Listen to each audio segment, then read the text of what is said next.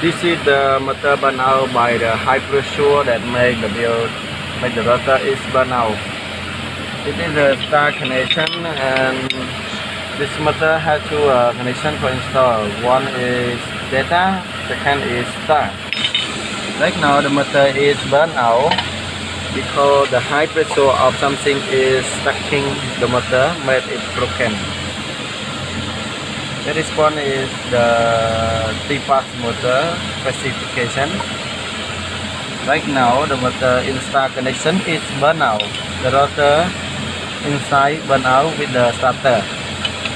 It means something effect with the rotor effect with the starter made the motor burn out like this. We need to make the repair the motor in working normally. Okay, thank you very much.